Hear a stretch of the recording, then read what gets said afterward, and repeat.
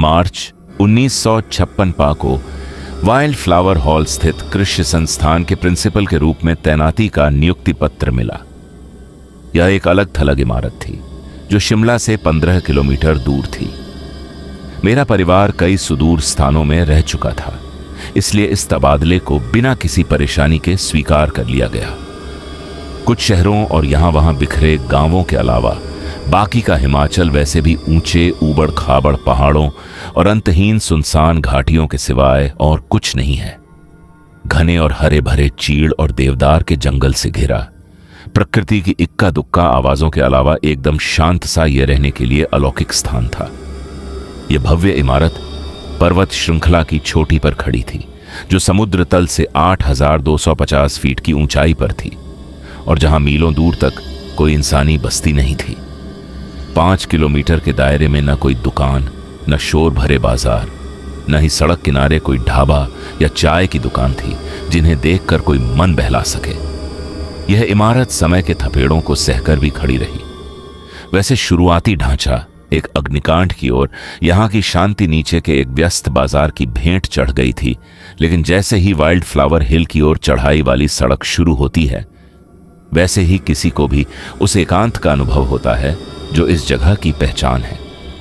पा ने जब यहां काम शुरू किया तब यह संस्थान अपने प्रारंभिक चरण में था, जब कोर्स के लिए लगभग 15 छात्रों ने नाम लिखवाया था। काम करने वालों में फैकल्टी के 5 सदस्य, 3 क्लर्क और कुछ सामान्य स्टाफ के अलावा एक नाइट गार्ड भी था। सिर्फ 5 ही ऐसे शख्स थे जो परिवार के साथ रह रहे थे, जबकि अधिकांश दूसरे लोग अकेले ही रहते थे। मेरा परिवार ग्राउंड फ्लोर पर ईस्ट विंग में रहता था। ग्राउंड फ्लोर के बाकी हिस्से में दफ्तर थे और प्रयोगशालाएं थीं। पहली मंजिल पर लेक्चर रूम थे और सबसे ऊपर की मंजिल छात्रों और पढ़ाने वाले सदस्यों को दी गई थी। बाकी स्टाफ पश्चिमी हिस्से में मुख्य इमारत के पीछे लाइन से बने आवासों में रहता था। मेरे परिवार ने जो विचित्र अनुभव किए कि उन्हें समझने के लिए मैं तब बहुत छोटी थी, लेकिन जब परिवार आपस मिलते तब इन घटनाओं के बारे में इतनी बार बातें होती थीं कि मुझे लगता है जैसे मैं सीधे तौर पर उनकी बातचीत में शामिल थी।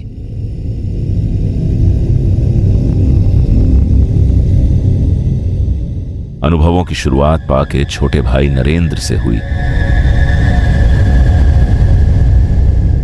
जिन्हें प्यार से सब नंदी बुलाते थे, जो तब 25 साल के थे, लंबे, खूबसूरत और बेपरवाह।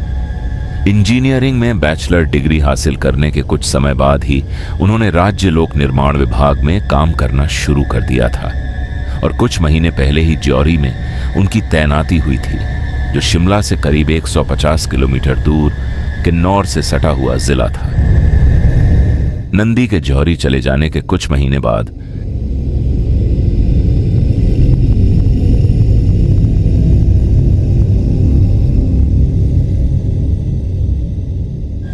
मेरा परिवार वाइल्ड फ्लावर हॉल में शिफ्ट हो गया।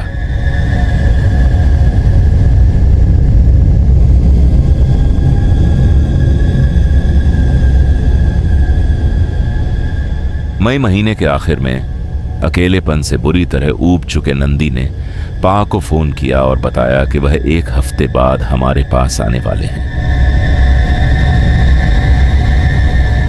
उन्होंने हमारे घर तक पहुंचने का रास्ता लोगों से पता कर लिया था। खुश होकर उन्होंने बताया कि वह शुक्रवार को आखिरी बस से निकलेंगे, जो शाम करीब 6 बजे ज्योरी से चलती है और हमारे पास करीब 10:30 बजे पहुंच जाएंगे। नहीं नहीं, उससे पहले कि कोई बस ले लो।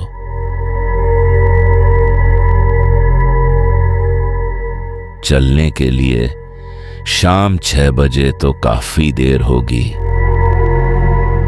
पा ने समझाया। वे जानते थे कि उनका छोटा भाई कितना बेवकूफ है।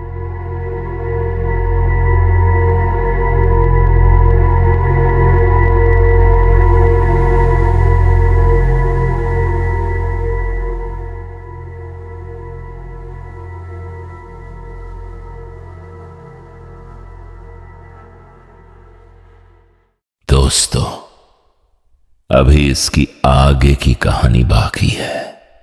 इंतजार करो और हमारे चैनल को सब्सक्राइब कर लो। धन्यवाद।